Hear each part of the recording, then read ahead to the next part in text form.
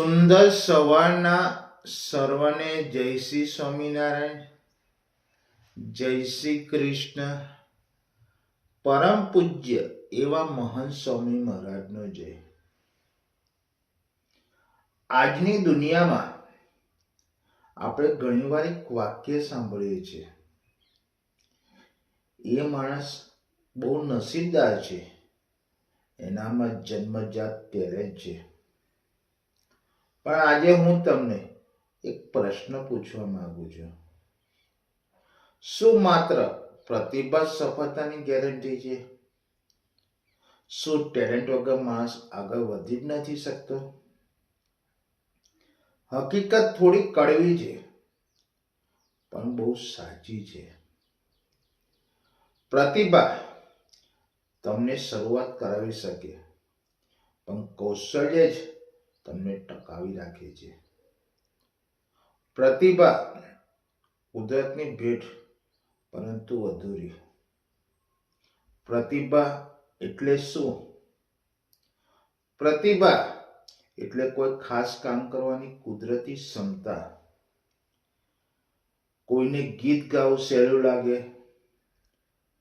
કોઈને રમતમાં કુશળતા હોય, કોઈને બોલવામાં, કોઈને લખવામાં કે વિચારવામાં તેજ હોય. પણ આ વાતને યાદ રાખજો, પ્રતિભા એ માત્ર બીજ છે. જો એનું મહેનતનું પાણી ન મળે તો, શિસ્તની માટી ન મળે અને સંઘર્ષની ધૂપ ન મળે તો એ બીજ ક્યારે વૃક્ષ નથી બનતું. ઇતિહાસ આ વાતને સ્વીકારે છે અને સાક્ષી છે. ઘણી પ્રતિભાઓ માત્ર આળસ, અહંકાર અને મને તો આવડે જ છે ના કારણે દુનિયા ખોવાઈ ગઈ. કૌશલ્ય, લોહી, પરસેવો અને સંકલ્પ. પહેલા આપણે વાત કરીશું કૌશલ્યની. કૌશલ્ય એટલે શું? દરરોજ પોતાને સુધારવાની તૈયારી, વારંવાર પડીને ફરી ઊભા થવાની હિંમત, ને જ્યારે કોઈ તાળી ન વગાડે ત્યારે પણ મહેનત ચાલુ રાખવાની તાકાત. આ છે કૌશલ્ય. કૌશલ્ય કોઈને વારસામાં મળતું નથી.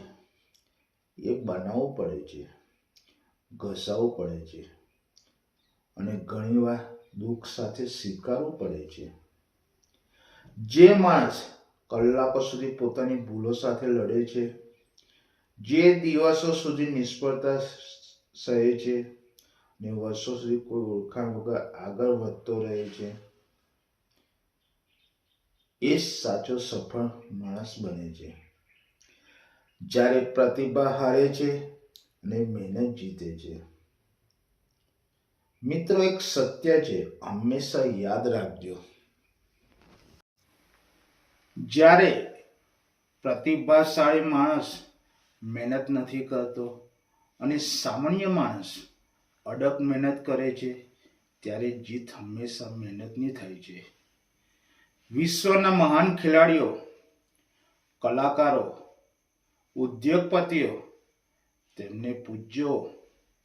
તેઓ પોતાની પ્રતિભાની વાત ઓછી કરશે, પણ પોતાની મહેનત, સંઘર્ષ અને શિસ્તની વાત વધુ કરશે. જ્યારે આખી દુનિયા સૂતી હોય, સાચી સફળતા ત્યાંથી શરૂ થાય છે. જ્યારે આખી દુનિયા સૂતી હોય, જ્યારે કોઈ તમને જોઈ રહ્યું ન હોય, જ્યારે કોઈ તાળી ન વાગે, જ્યારે કોઈ પ્રોત્સાહન ન આપે, ત્યારે જે માણસ પોતાને સુધારે છે, ત્યારે જે માણસ રોજ પ્રેક્ટિસ કરે છે, તેને જરૂરથી સફળતા મળે છે. જે માણસ થાક છતાં આગળ વધે છે, એ જ ભવિષ્યમાં ઇતિહાસ લખે છે. તમારા હાથમાં શું છે? તમારી પ્રતિભા કદાચ તમારા હાથમાં નથી. તમે ક્યાં જન્મ્યા, કેવી ક્ષમતાઓ સાથે જન્મ્યા, એ તમારા નિયંત્રણમાં નથી. પણ એક વસ્તુ 100% તમારા હાથમાં છે. તમારી મહેનત, તમારું વલણ અને તમારો સંઘર્ષ. જો તમારી સામે કોઈ વધુ પ્રતિભાશાળી છે તો નિરાશ થવાની જરૂર નથી. તમારી પાસે એક હથિયાર જરૂર છે, તે છે બમણી મહેનત. એની સાથે સ્પર્ધા નહીં કરવાની, એની ઉપર જીત તમારી સતત મહેનતથી મેળવો. સફળતા કોને મળે છે? સફળતા એને નથી મળતી જે માત્ર સપના જુએ છે. સફળતા એને મળે છે જે સપનાની કિંમત ચૂકવવા તૈયાર છે. ઊંઘને ત્યાગો, આરામ છોડો અને પોતાની જાતને રોજ ઘસો. સફળતા એને જ મળે છે જે પોતાની જાતને બદલવા તૈયાર છે, તોડવા તૈયાર છે, એને નવી રીતે બનાવવા તૈયાર છે. આજે એક નિર્ણય કરો. પ્રતિભા પર ગર્વ નહીં, પણ મહેનત પર વિશ્વાસ રાખો. જન્મજાત ક્ષમતાઓનું બહાનું નહીં, પણ સતત પ્રયાસી જીવન બનાવો. કારણ કે અંતે દુનિયામાં એક જ વાત યાદ રાખે છે: તમે કેટલી મહેનત કરી, કેટલું આગળ વધ્યા અને કેટલા લોકોને પ્રેરણા આપી. પ્રતિભા તમને ઓળખ આપી શકે, પણ કૌશલ્ય તમે ઇતિહાસ બનાવે છે. જય શ્રી કૃષ્ણ, જય શ્રી સ્વામિનારાયણ.